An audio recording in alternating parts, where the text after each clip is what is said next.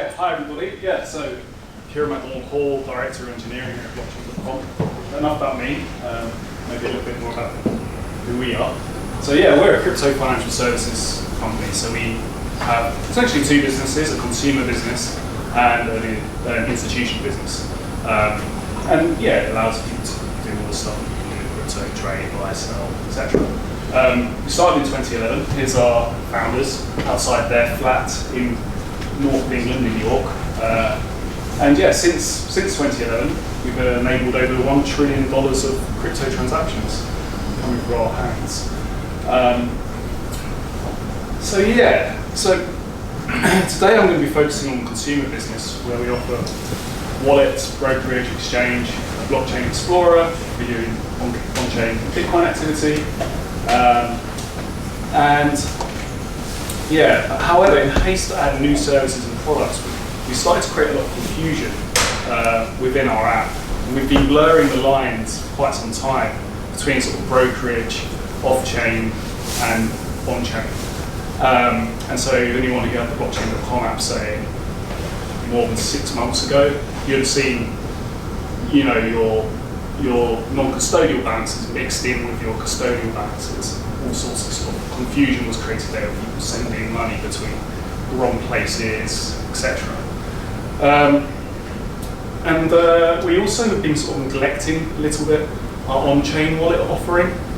We were sort of very much in growth mode, doing lots of stuff on our brokerage, and so we didn't really have any space or necessarily capacity to sort of increase our DeFi self-custody access as well. So what have we been doing to resolve this? So we've created this sort of new concept, which is this all-in-one super app. So we moved away from being called blockchain.com wallet and now the blockchain.com app. And in kind of industry language, super app means an app which has multiple apps inside of it. And so yeah, we're now a super app which has got a hybrid crypto wallet giving you best custodial and self-custody, but in a single app.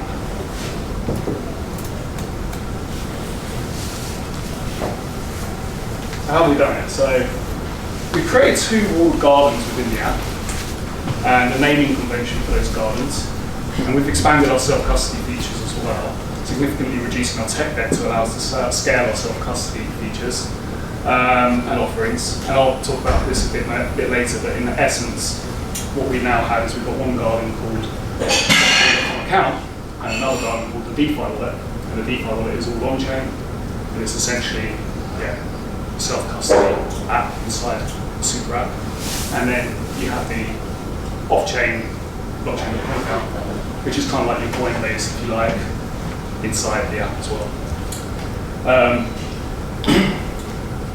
And in terms of like reducing the sort of tech debt in order to scale, be able to scale our on-chain offering, we've done things like unifying all of our balances and activity endpoints into a single place. Previously, the app had to talk to multiple different nodes, talk to different indexers just to get this data.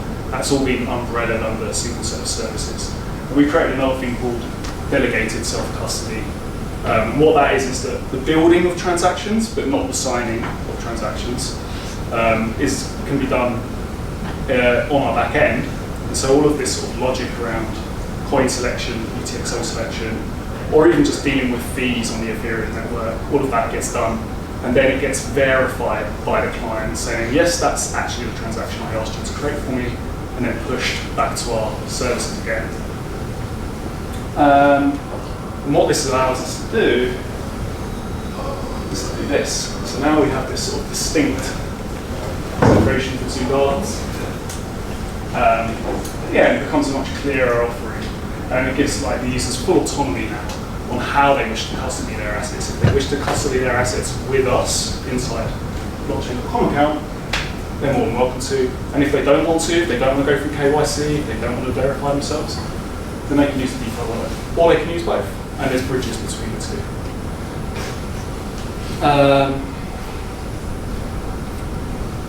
In addition to these new gardens, we've done a few other sort of things to simplify the experience. So we've created these new touch points. So if anyone had the old app, you would have seen there was this sort of rather obscure floating action button to be able to press in order to get to buy, sell, swap, send, receive, your sort of transaction flows. So we brought this right in under the balances.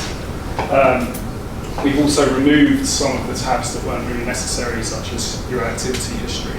That's now just you scroll down, you'll see your most recent activity, and you can drill in if you want to see more. Same for your assets. We'll show you your top 8 assets in terms of value, dollar value. And if you want to hide like ones that are sort of below sub $1, you can do that too. Oh yeah, and also market snapshots. So if which are the top movers, that's now coming in. So there's a lot more sort of like simplified at-a-glance touch points that the users now have on their dashboard. Plus stuff that allows us to do more conversion, such as giving people different announcement cards on the fly, or refer friends, etc.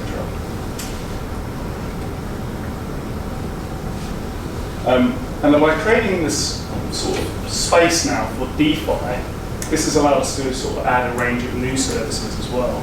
So we now have more seamless crypto on both centralized finance and decentralized finance.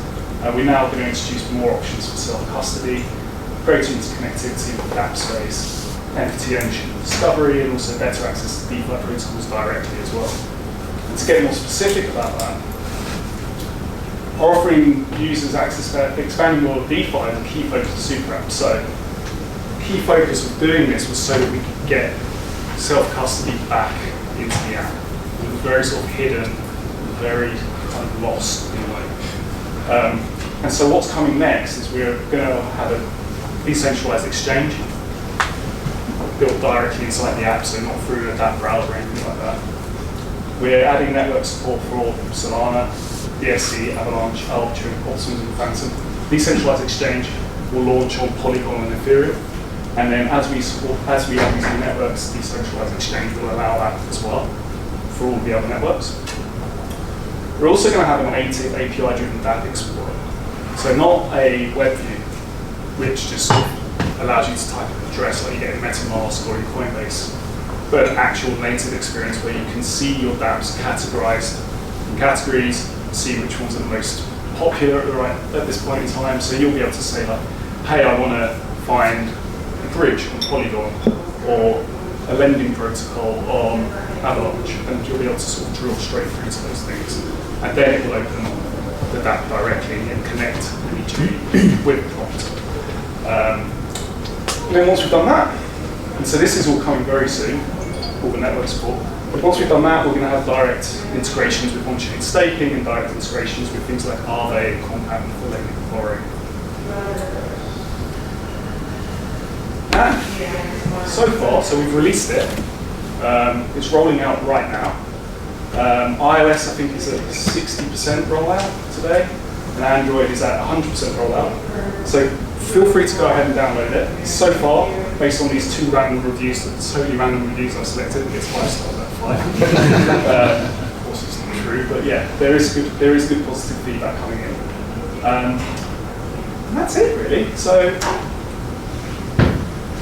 the slides will change, I'll be able to give you a QR code. There we go. So yeah, if you feel free to scan the QR code, and you can get £5 in Bitcoin if you buy £20 in crypto with us as well, if you scan this QR code, in association with Coinscrum. And if there's any time, I'm quite happy to do a Q&A as well. Okay. So if anyone's got any questions or anything you want to clarify, go ahead. Go ahead. So when you say self-custody, are the users holding the private key to the DeFi wallet? Yes, absolutely. And how exactly is it a single sig? Is it a multi-sig, MPC? Yeah, so it's a seed phrase. So and so that is encrypted it's pretty much double encrypted in the payload, which they can download, and then they can unencrypt it with a password, which we will never know. And if you forget your password, you're in trouble. You can get it back to the brokerage and the sort of custodial world. But if you forget your password, you're going to lose your seed phrase unless you write it down. And part of this super app is actually to encourage people to do that stuff as well. Right. So if you lose that seed phrase, you're locked out. Yes, right. Absolutely. Yeah. Okay. But yeah, it's So when I was talking about the delegated self-custody, I think that's probably where this question stemmed from. We build the transaction, but it's unsigned. So the transaction gets given back to you. And then you, the client, actually will check all of the parameters to make sure that it matches what was requested in the first place. And if it's happy, then it just signs it and then sends it back to this delegated self-custody service to be pushed to the correct network as well. So it's all about, the reason for doing unifying all of this under an umbrella is it means that the clients can play dumb a little bit. Yeah. They just need to know the signing algorithms really and to do some verification checks. Things like UTXO selection, that type of stuff can now be done on the back end. Or fees, setting out, knowing what the latest gas fee is and stuff like that. That was all done on the client before. And if you do that across 3 clients, it's a pain in the arse. Yeah. So yeah, that's the point. Pushing back to the back end, but still maintaining the security of the users. So. Yeah. And it means we can roll out new networks as well really fast, because the clients essentially are pretty dumb. We just need to have the signing algorithms and verification algorithms in there, nothing else. Yeah. Just not a question, not necessarily about the new app, but in general, like over the last few years, because obviously users need to handle the seed phrase. Have you had any requests for like social recovery? Have you had many issues of people losing their, like, how has the user feedback been? Yeah, it's a problem actually. It's one that was quite hard to solve when you have these two worlds completely mixed together as well, because you've got two competing problems there. One is like half of your users aren't even using the private key wallet, and yet you have to. But the good thing to do is to tell everyone to back this stuff up and explain how important it is. And so you're suddenly creating conversion problems in terms of your bottom line. Whereas as soon as you separate those, when someone taps on the DeFi wallet tab, they've shown intent, that's what they want to use, and you can start introducing them to that world, bringing them on board in that way, and explaining what the seed phrase is and what happens if you lose it. And then, so that's useful, but it obviously still relies on people actually doing that. We do sort of have like a thing where they have to try to put the words into the right place to ensure that they've at least done it once, but they could always lose that as well. The second thing is looking at things like Chanier secret sharing and stuff like that as a way of having a way to recover where you don't have to trust a single entity. So maybe you could have one Chanier share stored on Google Cloud under your sort of turfing there, and another secret share shared with us or something like that, where they could choose to keep one on LastPass or OnePassword or something like that.